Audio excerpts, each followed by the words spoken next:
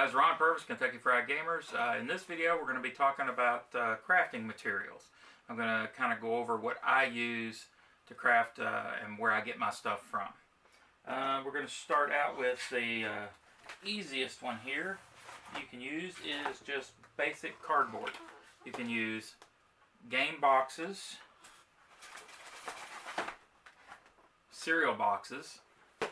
That's the best place to get, or source, that's what the word I was looking for, source to get that kind of stuff. I mean, you could even use like that. I think that was a pizza roll box that I've cut stuff out of.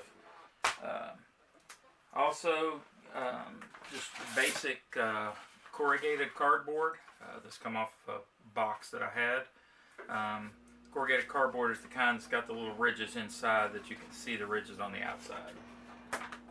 You can also use, this is what they call mat board, like that they use in frames. I got mine from a frame shop. They had scraps and cutoffs, and you can always ask them for that, and they'll give you that, you know, because a lot of the stuff we do is small anyway, so you can get pretty good sized pieces sometimes. Also, I use basic, this is the white styrofoam that has, if you break it apart, it kind of crumbles. You can see like it's put a bunch of balls mashed together. I use this.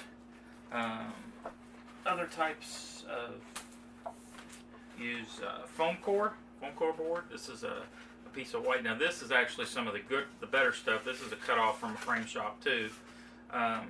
And this is some black here. I know that a lot of crafters will get the dollar store because this peels off and then they can texture that side. So you get, this is not what I'm using this for. This is actually the base of the buildings that I actually put the wood on that I'm to make the siding and stuff. Let's see what else we got here. Oh, we've got masonite, which is what I like to use for my bases. I know a lot of people use chipboard and some other things, different kinds of things, but I prefer to use masonite. This actually is a piece off the back, piece of a frame. You can still see the little hanger on it, and I got this also from the frame shop. Actually, I got it from the frame shop at Michael's. I asked the lady that was doing the framing and stuff there if she would save some of these backs, because sometimes they'll pull these backs out when they redo frames and throw them away. And you can do that, or just take it off old ones that you've had, or yard sales. I also use craft foam. Sometimes for tiny details, I'll use the craft foam because I know that I can cut it with an X-Acto and get really sharp edges. Whereas if I'm using chipboard or cardboard or something like that, sometimes it'll get a frayed edge. So I'll use craft foam for that. Let's see, more black. Got 3 different varieties of, I can get a hold of it, 3 different varieties of blue foam. I've got this is a 1/2 inch piece of blue foam. Then I've got 3/4 blue foam, which I think is the standard size that you can get. And then I've got some 2 inch blue foam, depending on how, you know, what your purpose is. You know, I use the 2 inch a lot of times if I've got a base on a building that I want to sculpt up, like with rocks and such. One more thing that I use is chipboard that you can buy, but this is actually, you can see the top of it here, this is off of one of those desk calendars, and it's good thick chipboard. If you work in an office where they get these, you can have them save them for you, you know, go around to them in December or whatever, when they're getting ready to get rid of their calendars, and get these. It's a good free, you know, source for chipboard.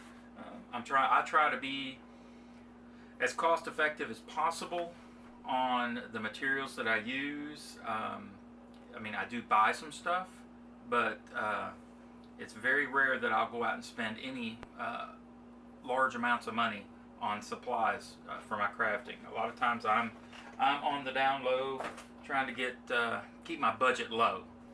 Not on the down low, what I was thinking.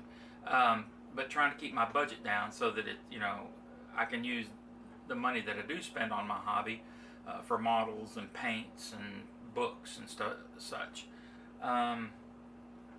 That's probably going to be about it. I mean, I do use other stuff. I use plastic card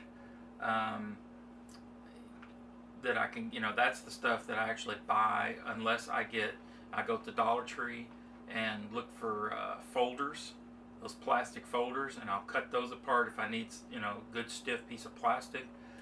You can use the report covers for clear plastic windows, or I don't have one sitting here. I was looking for the little blister packs that you get with your miniatures and stuff. You can cut that to make windows and use that.